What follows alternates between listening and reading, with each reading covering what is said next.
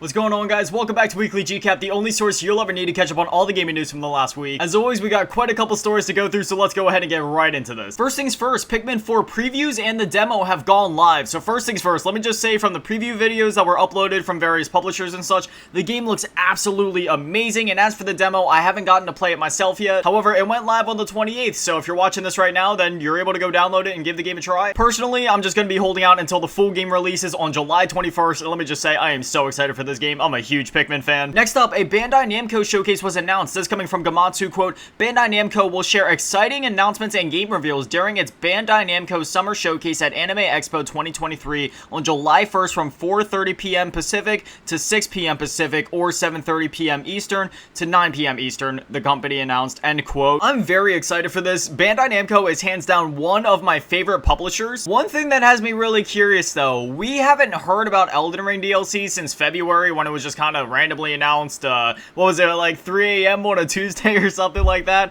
Like I said, it's been a couple of months, so is it possible that we might see an Elden Ring DLC trailer here, that we might hear more about it? I'm not sure, considering that Arbor Core 6 is right around the corner. I don't know if they would necessarily, want to have From Software conflicting against themselves, marketing both Elden Ring DLC and Armored Core 6 at the same time, but it's possible. Next up, this is pretty short, but the Super Mario Bros. Wonder file size was revealed. It's only going to be 4.5 gigabytes, so not only will the full game fit on the cartridge, but if you get it digitally, you'll more than likely have more than enough storage to do so, because like even the base model Switch, for example, has 32 gigabytes, so, there's plenty of storage there, so no worries. It's not going to be like, some games where you put in the cartridge and then you still have to download like 20 to 30 some gigabytes or whatever. Like, no. There's been a couple of games in recent memory where like, even the base model Switch doesn't even have enough storage in it to store everything that comes with said game, but thankfully this will not be one of them. Everyone will be able to play and enjoy this game. Next up, Final Fantasy 16 has managed to sell 3 million copies, which, considering the fact that every previous Final Fantasy game, released on a wide array of hardware, this one only released on PS5, and when you consider that the PS5 has only sold around, we're assuming maybe like 35 to 40 million units at this point, that's pretty good. One in every, roughly, what would that be, like 1 in every 13 PS5 users have gone ahead and purchased Final Fantasy 16. That's, again, that's pretty good. We ended up finding this out through the Final Fantasy 16 Japan Twitter account when they posted, quote, Final Fantasy 16 has sold over 3 million copies worldwide. I would like to express my sincere gratitude to all of you. Thank you for your continued support of Final Fantasy 16. But yeah, it always makes me happy whenever the new Final Fantasy games do well. I mean, at this point, like, Final Fantasy it's a titan in the gaming industry, but still, you never know. And, this one was switching up the formula quite a bit, going for a different type of combat system compared to previous games, but I'm glad that the fans are receiving it well. I'm glad that it's selling well. Now, us Final Fantasy fans get to look forward to Final Fantasy VII Rebirth. I am so excited for that game. And for our next story, this one's a little sad, but Perfect Dark is reportedly still in early development. This coming from IGN, quote, the project has seen roadblock after roadblock with problems such as a fraught co-development partnership, a pandemic, technological challenges, an ongoing exodus of significant talent, and unclear direction from management, keeping the game in development limbo. And while a new partnership with Crystal Dynamics appears to finally be bearing fruit, multiple sources who have worked on the game recently say that Perfect Dark is still, quote, in the earliest stages of development, estimating that it is still roughly 2 to 3 years away from being ready for release, end quote. Now, if you remember, this game was announced almost 3 years ago at this point at the Game Awards back in 2020, or at least that's when we, there was rumblings of it before, but I'm pretty sure that was like where we got first official word of it with the trailer and everything. Well, you're watching the trailer on your screen right now. This was what was shown to us at the Game Awards. And yeah, I don't think anybody expected it to take this long for the game not only to come out, but, I don't think anybody expected it 3 years down the road to still be in early development, but here we are. I love Perfect Dark. I love Perfect Dark on the N64. I love Perfect Dark Zero on the Xbox 360 and such. I'm really excited for this game. It's unfortunate that things are going so rough behind the scenes, but I'll definitely keep you guys updated as always whenever we hear more about this game, and I'm wishing the development team all the best. And for our next story, this is one that we kind of covered before, but it's kind of like an updated version of it. So Remedy was explaining why Alan Wake 2 is digital only. This coming from Eurogamer, quote, yeah, it is digital only, and kind of coming to this idea both from Remedy and Epic's perspective, that's our current thinking. It just felt it makes sense for this, and the timing felt right. As creatives obviously obviously by going digital only, it does allow us more time to polish the game, like a significant amount of weeks actually, because otherwise the game that goes on the disc, obviously it has to be playable without a patch. We didn't want to release something that we weren't proud of basically, and that we didn't want players to play, so hopefully this way we can give you a better version of the game. It's a slightly different reason for the one given in the original FAQ, which claimed that keeping to digital would help to keep the price of the game down, which if you remember said, quote, there are many reasons for this. For one, a large number of players have shifted to digital only. You can buy a Sony PlayStation 5 without a disc drive, and a Microsoft Xbox Series S, which is a digital only console. It is not uncommon to release modern games as digital only. Secondly, not releasing a disc helps keep the price of the game at $59.99 and the PC version at $49.99. Finally, we did not want to ship a disc product and have it require a download for the game. We do not think this would make for a great experience either. So the latter half of that obviously is what they said before, and then the first half of that I read at the start is what they're saying now. So yeah, I'm not really sure. It doesn't seem like they can really keep a consistent story on this one. I feel like the more the time goes on and the more that they're pressed and asked about this, the less and less good reasons they have. They never had a good reason at the start, and even now as they're trying to reiterate and explain things, yeah, it's still a bad reason. And if anything, this just kind of goes to show and reflect the current state of the modern games industry, where games are being printed onto discs before they're actually even finished or fully ready to go to market. Therefore, you have companies like Remedy, which are going digital only just to avoid the discs being nothing more than paperweights one day once the servers go offline to provide those day one patches. But it's just, you know, it's sad that things are even like this anyway. I mean, obviously crunch and really just not ideal working conditions and working schedules have always been a part of the gaming industry. But we're at this point where, like, once you get your disc, the real game isn't even on the disc, and you need all these updates to make it work. What happened to the days when they waited till the games were ready to go, and then they printed the discs, or then they launched it, or it's just, obviously, you know, some developers have been doing slightly better about this lately. We've seen a whole sweeping slew of delays from many different developers and publishers and such lately, but, yeah, I don't know. It's just their reasons they aren't holding up. I think we need a very big transformation, and I don't know. Just something with the games industry. The way the games are being developed, something needs to change. In fact, I think things not only need to change, but I think they just need to revert back to how they were before. You ship the game when it's ready. Sure, broken games and unfinished games have always existed, and it was even worse back in the day in, like, the PS2 generation when there wasn't even updates weren't even a thing. If the game was broken, that was out. Like, look at Crash to Insanity. It's an absolutely phenomenal game. I love that game, but it's hard to deny. Yeah, the game is unfinished and broken, but it's on an even worse scale nowadays. So yeah, something needs to change. Just because you lack the competence to finish your game before you print it on a disc does not mean that you need to take the option away of a disc from your customers. That's all I'm going to say on the matter. On to the next story. Next up, we got our first details about Dragon Quest XII, and apparently it's going to be a darker game. So that's coming from Noisy Pixel. The interviewer said, quote, well, let me start by saying that this year marks the 37th anniversary of the Dragon Quest series, and to coincide with the 35th anniversary, an HD 2D remake of Dragon Quest III has been announced, and there are rumors from the latest that the latest title, Dragon Quest XII, The Flames of Fate, is about to be released, end quote, at which point Hori responds, I guess it will take a little while. This time we are making a game directed toward an adult audience, so we are having a lot of trouble. There was also the coronavirus pandemic, end quote. But what I want to focus on from everything that was said here is the darker tone, or I guess they're directing it towards an older audience. First thing I'm just gonna say, I'm really excited. The Dragon Quest series, you know, it's obviously, there's been times where it dabbles in some more serious or maybe slightly dark themes from time to time, but nothing on the scale of what, like, the most recent Final Fantasy is doing, for example, where, like, they completely shift from, like, a T rating. Final Fantasy 16, it's a much darker game. It's M-rated. It's focusing on a lot of darker themes and such. Dragon Quest never went that far before, but it seems like maybe they're taking some influence now from Final Fantasy. They're saying, maybe they're looking at Final Fantasy like, hey, they're doing this darker tone. Let's see what we can do with that with the Dragon Quest, or maybe they just felt like it was time to take Dragon Quest in a different direction. You know, the fans that have grown up with the series are obviously growing up more and more, PS4, and there's like a whole new generation of gamers in here now, so maybe they're just trying to like freshen things up a bit. Obviously, I could sit here and speculate all day, but you know, I don't want to waste everybody's time with that. All I'm gonna say is I'm really excited to see what the next Dragon Quest has in store for us. I love Dragon Quest, and I'm not kidding when I say I've played literally every single game in the series. I'm talking mainline games,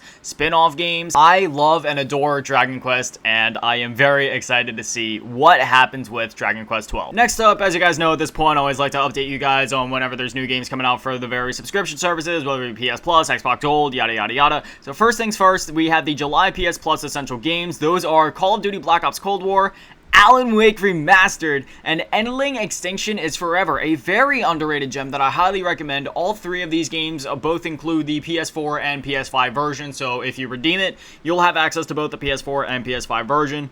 A phenomenal lineup. Alan Wake, obviously a phenomenal game. Endling Extinction Forever, as I just said, underrated gem. And Call of Duty Black Ops Cold War, one of my favorite Call of Duties of all time. And keep in mind, I've been playing that series for over 15 years now. And as you probably know, a new Call of Duty comes out literally every single year. So considering the fact that I consider Cold War to be one of my favorites, hopefully that says a lot. It is definitely worth the time. The campaign is excellent. The multiplayer is a lot of fun. And the zombies is also really addicting. It's a lot of fun. Highly recommend literally all of the games this month. Awesome lineup. Next up, new games were added to Nintendo Switch Online, specifically the Sega Genesis. So they added the Revenge of Shinobi, Ghouls and Ghosts, Landstalker, and Crusader of Senti, which all of these games, once again, are great. They've been knocking it out of the park with the Sega Genesis lineup so far. So yeah, definitely go ahead, download the updates, so then you can get access to these games, and I can recommend literally any of them. Though if you were to dive into one first, I would probably say the Revenge of Shinobi, just because, come on man, the Shinobi games, they're a classic, but really, you can't go wrong with any of them. Ghouls and Ghosts, Landstalker, Crusader, Senti, just all amazing games. And for our last story, this is gonna be a bit of a long one, so I'm gonna try to do my best to just fly through this. Hopefully everybody's gonna be able to keep up. I'm probably not even gonna be able to keep up with myself. But as you probably know at this point, the FTC and Microsoft and Sony, yada yada yada, they've all been in the courtroom for like the last week at this point, and I didn't want to go piece by piece breaking down every little thing that came out of this, because that would be an entire not only video in its own, but probably a whole like 2 or 3 videos on its own, if not more. So I just kind of picked out a couple of highlights. So let's go ahead and kind of go through this. First things first, we have some quotes from Jim Ryan saying, Jim Ryan says that if the deal goes through, Sony can't tell Activision about its next console, which that is pretty odd, because if Sony doesn't tell Activision about their next console, this could potentially render the first couple of Activision games on the PlayStation 6 as inferior compared to the Xbox and PC ports, namely Call of Duty. So if anything, they'd be sabotaging themselves in a way. I mean, I understand why they're saying this, due to the fact that Microsoft would own Activision, and they wouldn't want Microsoft to know the ins and outs of the PlayStation 6 whilst those next-gen consoles are still being developed and could potentially give Microsoft an advantage.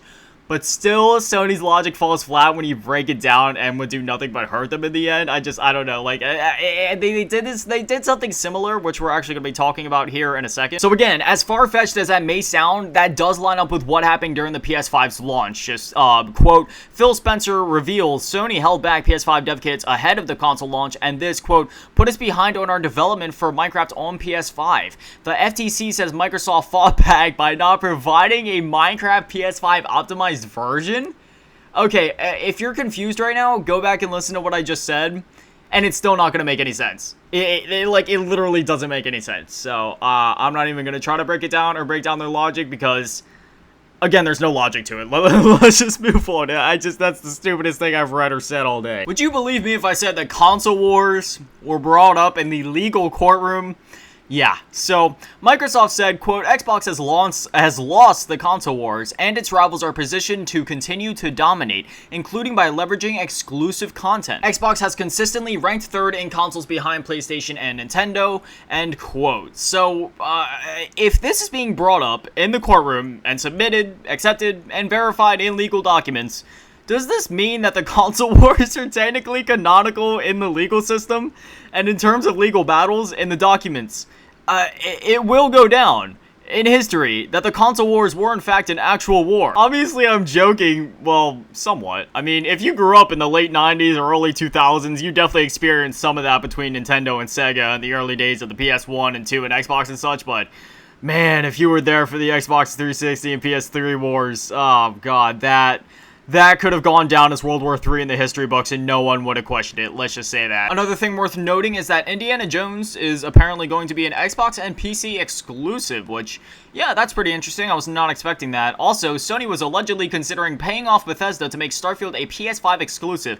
Whether it would have been a timed exclusive or a full exclusive, we're not sure, which, I mean, that's not too far-fetched because that does fall in line with patterns that we've seen with past Bethesda games like Deathloop and Ghostwire Tokyo.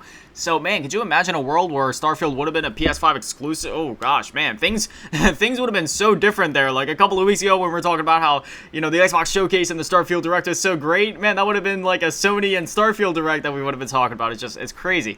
And then also, the FTC brought up GPU teraflops in the courtroom. Again, not joking, I am serious. This is coming from Nintendo Life, quote, according to The Verge, the FTC has been attempting to argue the Switch is, quote, very different to the Xbox Series X and PlayStation 5, suggesting it's not really part of the same market by comparing its technical capabilities with lines about its frame rate and how it compares in terms of GPU teraflops.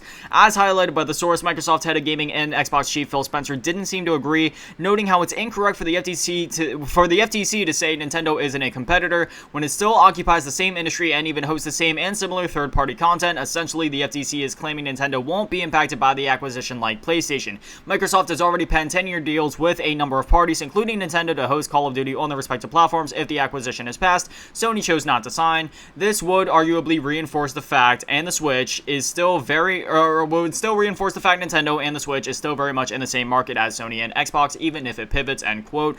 Not much for me to add right there. Another interesting tidbit was that Phil Spencer swore under oath that Call of Duty will continue to come to PlayStation. Quote, the judge said, you're testifying under oath that you will make future Call of Duty games on PlayStation 5, in which Phil Spencer responded, absolutely, I would do it. I will do whatever it takes. I'm making the commitment standing here. It is my testimony from PlayStation. Sony has to allow us to ship the game. We will continue to ship future versions of Call of Duty on PlayStation 5, Spencer says. Sorry that I'm starting over myself. I'm trying to read through this, but there was literally like a whole 2 or 3 pages of notes that I'm staring at right now. It's like 2.5 pages. My eyes are getting confused. They're like darting between the lines here. I'm trying to keep a good pace here, so I apologize about that. Anyway, we also saw a list of potential acquisitions that Microsoft was looking to make. It's unclear as to if they are still looking to make some of these acquisitions, but it definitely seems like this list may be a little outdated just due to the first developer on the list, which was Bungie, which obviously Sony owns now. So let's go ahead and break down the list of developers they were looking to. Bungie, CD Projekt Red, Certain Affinity, Crytek, 4A Games, Digital Extremes, From Software, Gearbox, Hello Games, IO Interactive, Larian, People Could Fly, Remedy Entertainment, Starbreeze, Techland, and then publishers. They were looking to acquire 505 Games, Focus Home Interactive, Paradox Interactive, Sega, and Square Enix, if you can believe that or not. When I think of Square Enix, I would think more maybe like Sony would be looking to acquire them, but no, apparently Microsoft was actually looking to acquire them at one point. Again, we don't know if this is something they are still going to be trying to do in the future, but man, that's quite the list. Obviously, if you're a company like Microsoft that does a lot of acquisitions, it would make sense to make a list of potential acquisitions to make in the future. But I don't know, it's so interesting thinking about what things would be like and what Game Pass would look like and just, you know, all of that. If they would actually acquire some of these studios, it would be very interesting. We got a couple more paragraphs to go, bear with me, folks. So the next thing is Jim Ryan calls out Game Pass. But first, let's go over some quotes from Jim Ryan. Quote, Jim Ryan confirms he told Activision he wanted the deal blocked. Microsoft's lawyers bring up Jim Ryan meeting with Activision CEO Bobby Kotick on the same day as the European Commission on February 21st, if you remember that from a couple of months ago. We'd previously heard Ryan had said to Kotick, I don't want a new Call of Duty deal, I just want to block your merger. Jim Ryan confirms the meeting and what he said. I told him, meaning Bobby Kotick, that I thought the transaction was anti-competitive. I hoped that the regulators would do their job and block it. Ryan says Kotick wanted to cover himself with an extended Call of Duty deal with Sony. What Bobby wanted to do was cover himself by extending the marketing collaboration between Sony and Activision in the event of the transaction not proceeding. And then apparently Sony is worried about Call of Duty on Xbox Game Pass. I mean, probably rightfully so. I mean, if Call of Duty goes to Game Pass, I mean, it's game over at that point. Everybody's going to be signing up for Game Pass. But anyway, quote, we believe that Microsoft intends to use Call of Duty to disadvantage PlayStation in terms of the availability or the manner in which the game is made available on PlayStation and to drive players to Xbox and specifically Game Pass. Ryan then goes on to describe how PlayStation players could switch to Xbox. Quote, a critical feature of a game console in terms of its attractiveness to people that makes games is its level of install base. If a meaningful number of people switch from PlayStation to Xbox, that most certainly would hurt gamers. And don't worry, Jim Ryan has some more hot takes about Game Pass, but we'll get to that in a second. Next up, Jim Ryan believes Nintendo is in a different market. Here we go again. The FTC and Microsoft have been battling over whether the Nintendo Switch is a game console and whether it competes with the PlayStation and Xbox. Sony's PlayStation chief Jim Ryan says, "We consider Nintendo to participate in a different market segment to Xbox and PlayStation." When asked to expand on that, he says, "Nintendo's hardware technology is of a much less sophisticated nature to PlayStation or Xbox. Its hardware typically retails for a cheaper price and its audience is aimed rather younger," end quote. So if I'm going to give my little hot spicy take on this, I have no clue. If I'm just going to be honest here, I have no clue what the FTC and Sony are smoking, but Nintendo hosts many of the same third-party games that Xbox and Sony do, and they very much are a part of the same console market, like Phil Spencer was saying. Sure, the focus demographic may be slightly different from Xbox and PlayStation, but there is much overlap between the various console fan bases. The Switch has sold 150 million units, and there is much overlap between owners of a Nintendo Switch and either Xbox or PlayStation or both. So boiling the Switch down to simply being a console aimed at a younger demographic at a cheaper price is blatantly ignorant and false. And for the final little tidbit here, Ryan says that apparently publishers do not like Game Pass. Jim Ryan, speaking to those Fidelity investors, said publishers don't like Xbox Game Pass. Quote, "I talk to all publishers." He doesn't just say like a couple of publishers. No, in the quote he says, "I talked to all publishers. They unanimously do not like Game Pass because it's value destructive." He defends the comment, saying it's a very commonly held view by publishers. The Microsoft lawyer then said, "So you had no reason to think Mr. Kotick would put Call of Duty on Game Pass if this transaction was not completed," in which Jim Ryan responded, "Correct." So, yeah, that was a really packed, like, I don't even know how long this segment has been. I tried my best to read through it as fast as possible for your guys' convenience, just so then I wouldn't keep you guys here for too long. There was definitely more we probably could have touched on. There was some, like, spicy leaked emails and all that, but when it comes to, like, leaked emails and stuff like that, I try to keep that out of these videos, because if I'm gonna be honest, leaked emails to me, like, I don't know, when it gets to, like, leaks and rumors and da-da-da-da-da, that stuff just isn't news to me, but, like, oh, there was some spicy stuff in there, but I decided to leave it out just because that isn't the type of stuff I normally cover. But who knows, if you guys would have some sort of interest in it, maybe I make a spin-off video at some point where we like kind of make a full compilation of all the juicy secrets and highlights and things that have happened during this during their time in the courtroom, including those spicy leaked emails and such. These court hearings are far from over. There's still a couple of days left at the time of me recording this until they, you know, come to like a conclusion. So I'll update you guys on what ends up happening by the time that I record the next WGC episode. But anyway, that's all the stories I got for you guys this week. I apologize if I was kind of stuttering and, you know, just kind of flopping all over my words towards the end there. That was a lot to read, and I'm not gonna lie, I messed up a couple of times. I've been sitting here having to like re-record different bits. Safe to say, yeah, I'm a little tired now. I'm ready to go ahead and edit this. I've been sitting here recording for a while, but anyway, I'd love to hear what you guys are thinking about literally anything that we talked about today. My brain's in a total fog. What are your thoughts on the FTC and Microsoft stuff? What are your expectations, or what are you hoping for with Dragon Quest 12? Whatever it is, whatever you're thinking. I'd definitely love to hear from you guys, as always. But anyways, this is Weekly GCap. New episodes go live every single Friday at 9 a.m. Eastern, so if you want to catch them as soon as they go live, well, then now you know where to be here. But anyways, that's it for me, guys. I'll see you guys back here for the next episode of Weekly GCap. Thank you guys for watching. Have an amazing day and an amazing weekend. Stay beautiful. I love you all. Peace.